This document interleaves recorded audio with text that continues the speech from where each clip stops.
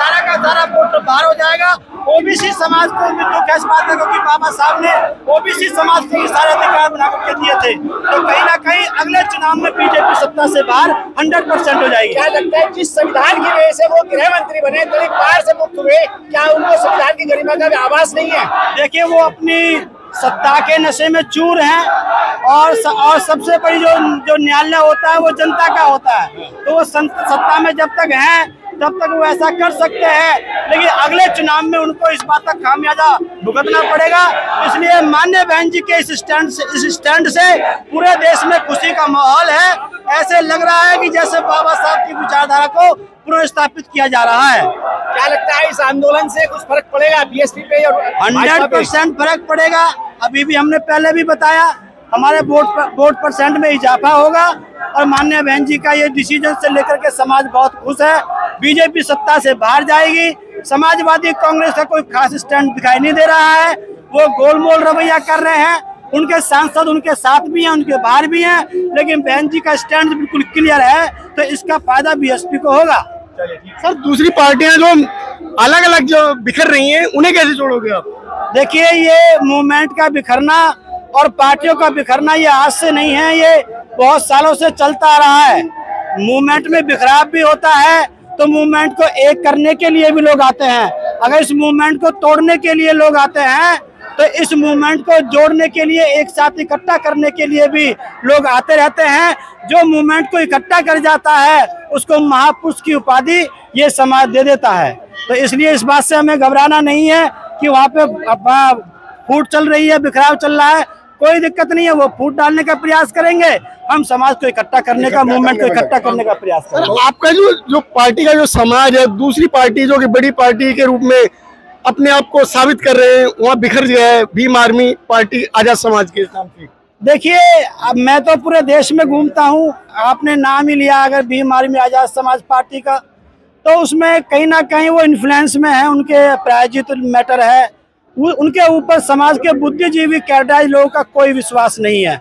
अभी भी माननीय बहन जी पर ही समाज का विश्वास है, तो इसलिए वो लोग प्रयास कर रहे हैं बीएसपी को खत्म करने का, लेकिन हम प्रयास कर रहे हैं बीएसपी को बचाने का।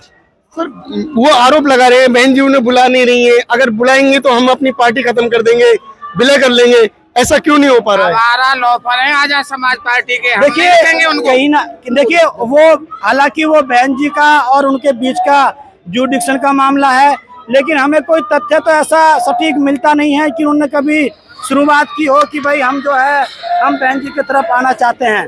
ऐसा कोई भी हमने ऐसा कोई तथ्य हम आज तक हमें नहीं मिला है। बाकी वो लोग आपस में क्या बात चल रही है, वो उनको लेंगी या नहीं लेंगी, वो जाएंगे या नहीं जाएंगे, वो नेताओं के बीच की बात है। वो आरोप क्यों लगाते हैं कि बहन जी ले नहीं रही हैं? वो इसलिए मीटिंग नहीं कर रही है। वो इसलिए लगाते हैं जिससे कि समाज जो है बहन जी से गुस्सा होकर के उनकी तरफ चला जाए। तो उनकी मंशा, उनकी इंटेंशन सही नहीं है। उनका एक्ट तो दिख सकता है, लेकिन उनकी इंटेंशन जो गलत है वो भी समाज को समझनी चाहिए। अभी कई बार हमने वीडियो देखी कि जयप्रकाश जी वो आजाद समाज पार्टी में जा रहे हैं, ऐसा क्या, इस पे क्या बोलेंगे? नहीं, मैं तो भीम आर्मी में गया था जब वो चंद्रशेखर भाई जो है पुलिस में थे, तो उनके आज़ाद कराने के लिए वहाँ पर जो है धरना दिया गया था, तो उसके लिए मैं गया था। उसके बाद में वो भाई बाहर भी आ गए थे। मैं जिस समय, जब तक वो सोशल संगठन था तब तक मैं गया था। जब उन्होंने अपनी पार्टी बना ली तो हमने उनसे बात करना बंद कर दिया। हमारी पार्टी अभी भी बहुजन समाज पार्टी है। बहुजन समाज पार्टी है। बहुजन समाज पार्टी को जोड़ने के लिए आप समाज से क्या कहेंगे? मैं ये कहूँगा कि समाज में जो बिखराव हो गया है, जो लोग बीजेपी को हराने के लिए कांग्रेस गठबंधन की तरफ चले गए थे, और आपने देखा होगा जब उपवर्गीकरण का मैटर हुआ तो फिर आखिर बहन जी बोली, ना तो अखिलेश बोले ना कांग्रेस बोली। और कांग्रेस ने तो अपने स्टेट के अंदर जहाँ उनकी सरकार चल रही है उस नियम को लागू भी कर दिया। तो वो लोग फिर से वापस आए, पूरा बहुजन समाज वापस आए और फिर से जो है बीएसपी को बचाने के लिए काम करें। क्या चंद्रशेखर जी को बहन जी के पास आना चाहिए? अच्छी बात है भाई, तो समुंदर है बीएसपी, सभी लोगों को आना चाहिए। हम तो चाहते हैं कि वो भी आए, सभी लोग आए और मिल करके इस मूवमेंट को बचाएं। छोटी छोटी बातों में, ईगो फैक्टर में ना फंस करके। ऐसे सांसद कितने बने और चले गए, सांसद बनना कोई बड़ी बात नहीं है। हमारे क्षेत्र में एक बार टूटी बोलती थी बीपी मौर्य जी की, संगप्रिया गौतम जी की, वो भी कभी सांसद बना करते थे। सांसद बनने से आप मूवमेंट के मुखिया नहीं बन सकते हैं। जिस समय ये सांसद बना करते थे उस समय साहब कांशीराम गलियों में घूमा करते थे। जो व्यक्ति सच्चा होता है उसकी स्वीकृति लास्ट में जाकर के मिलती है, इसलिए ज्यादा उतावलेपने में ना आए, इस मूवमेंट को बचाने के लिए काम करें। मैं उनसे भी अपील करता हूँ। नहीं, ऐसा नहीं है बचाने के चक्कर में वो अलग से मतलब मूवमेंट चलाने के चक्कर में समाज ही बिखर रहा है। लेकिन समाज को बिखेरने में उनका भी नाम दर्ज हो रहा है ना। जैसे आरपीआई को तोड़ने में जिन लोगों ने आरपीआई को खत्म करने का काम किया वो सब नेता खत्म हो गए, लेकिन साहब कांशीराम ने आरपीआई को बचाने का काम किया। साहब कांशीराम को जो है स्थापित कर दिया गया समाज के द्वारा। ऐसे जो बीएसपी को खत्म करने का प्रयास करेंगे, काम करेंगे, वो सभी लोग खत्म हो जाएंगे। हम बीएसपी को बचाने के लिए काम कर रहे हैं, एक दिन ये देश याद करेगा। समाज आरोप लगाता है कि आरपीआई को अगर बचाना था तो फिर बहुजन समाज पार्टी क्यों बनाई साहब ने? वो परिस्थितियां और थी। साहब कांशीराम ने आरपीआई जब बीएसपी जब बनाई थी, जब पहले आरपीआई में खूब काम किया था, आरपीआई को बचाने का प्रयास किया था। जब आरपीआई नहीं बची तो तब साहब कांशीराम को विकल्प देना पड़ा था। लेकिन बीएसपी में अभी जान है, जान रहते हुए तुम किसी को खत्म करने का प्रयास करोगे तो तुम्हारा नाम बिगाड़ा की सूची में, खत्म करने वाली सूची में नाम दर्ज हो जाएगा। हम भी तो बेवकूफ थोड़ी ना है। 15 साल पहले, 7 साल अब हम इसी पक्ष में काम कर रहे हैं। क्यों?